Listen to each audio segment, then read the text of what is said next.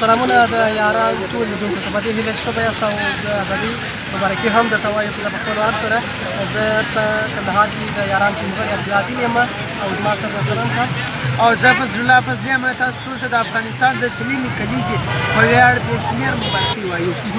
موږ تقریبا د تېرو 2 ورځو څخه په ښار کې ګرځو، بېلابېلو ځایو ته تللي یو، بېلابېلو پروګرامونو مو کور کړي دي. دلته ازادي په خورا نوي رنګ سره داسې لمانځل کېږي. بلې هو لکه څنګه چې عدل صاحب وویل د تقریبا شاوخوا 12 کاله وړاندې د ګل اغا شیرزي چې کله د کندهار والي و په هماغه وخت کې د کندهار د فوټبال په لوبغالي کې دغه ورځ د ازادۍ ورځ په یو ډېر شانداره ډول لمانځل سوې وه او له هغه د شاوخوا 12 کلونو وروسته یو ځل بیا په کندهار کې دا ورځ په یو ډېره شانداره ډول لمانځل کېږي. په زرهاوه خلک راوتلي دي، دلته هغه اورلوبې کوي او دلته مبارکي وړاندې کوي. دلته موټران، موټرسایکلان، نقلیه وسایط راسي دي، بیرغان ورسره دي او د ښار په کونج په هر کونج ګرځي، د ښار په مختلفو واټونو کې ګرځي. په خاص ډول دغه د ساحه چې ده د کندهار ښار هغه ښکلې سیمه یا عینو مینه ده چې دلته پراخ سړکونه، پراخ ساحه دي. دې سبب دی چې دلته خلک راوځي، بیرغان ورپوي او دلته دا ورځ په ښه جم جوش سره ولمانځي. د ازادۍ لمانځلو پیل تېره شوه له کندهار ولایت مقام څخه وسو. هلته د افغانستان په کچه تر ټولو ستر بیرغ چې 100 متره بیرغ و هغه ودرول سو یا هم اوچت سو. دې تر څنګ د خپلواکۍ د ورځې لپاره ځانګړي ترتیبات نیول سوي وه، ځانګړي مراسم وه. هغه مراسم هم تشنې تر ناوخته روان وو چې اورلوب پکښې کې وه او مضبوطون نمایشات هم پکښې کې وه. له هغه وروسته د سهار څخه تر اوسه پورې چې موږ ښار کې ګرځو ټول هېوادوال راوتلي دي، په خپلو مخونو باندې، په خپلو جامو باندې او خپلو موټرونو باندې د هېواد درې رنګه بیرغ رسم کړی او دغه ورځ په خوښۍ او خوشحالۍ باندې لمانځي او دغه کوم د خوشحالۍ تقریبا یو سبب چې ورته پیدا سوی هغه څخه ګټه اخلي او غواړي چې خپله خوښي نړۍ ته څرګنده کړي. بلکل یو شی چې دی هغه باید نور معلومات هم اضافه کړو.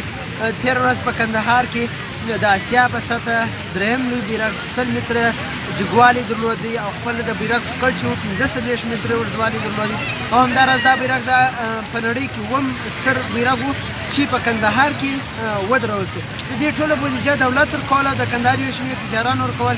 بالاخره د ډېرو سختو هلو ځلو وروسته دا بیرغ په کندهار کې پورته کړ او همداراز تېره ورځ په ولایت مقام کې چې کوم شاندار مراسم یا ستر جشن نیول سوی هلته شاوخوا 2000 کسانو ګډون کړي وو. د مراسم وروسته ټول ته ډوډۍ هم ورکول شول. نو نن هم د کندهار دغې ښکلې سیمې ته په زرهاوه خلک راوتلي دي. دا ورځ لمانځي، زه لمانځم، دی لمانځي، هر کندهاری ځوان د خپل احساس له مخې راوتلی دي. تاسو وینئ چې دلته ډېر بیرغونه دي، سندرې دي ډېرې ښایستې محلي وطني سندرې موټرانو ته راچولي دي، لوډ سپیکران یې په موټرانو کې بسته کړي دي او دغه سندرې په دغه سړکانو پلې کړي دي، دا وطني او دا محلي سندرې. په دې سره هغه خپل پخوانی خپل ویښتوب معلوموي چې کندهاریان یا په اصطلاح که اوس هم افغانان ویښ دي، ژوندي دي او خپله دغه خپلواکي چې امیر امان الله خان د خپلې پاچاهۍ په لومړي کال کې په کابل کې د انګریزانو څخه اخیستې وه او د دوی سره سند لاسلیک کړی و، همهغه څخه 100 کاله تېر شول او دوی دا ورځ بیا هم په جم جوش سره لمانځي. یاران څه کوي؟ یاران اخته دي چې ستاسو لپاره په هېواد کې چې کومې خوښۍ دي د هغه خوښۍ رنګونه تر تاسو ته ورسوي. زموږ همکاران له هر ولایت څخه دا انځور تر تاسو ته رسولی او لا هم د هڅه روانه ده چې موږ به د ټولو ولایتونو څخه د خپلواکۍ دغه انځور تر تاسو ته رسوو او تر دا مهاله زموږ ټیم هڅه کړې ده.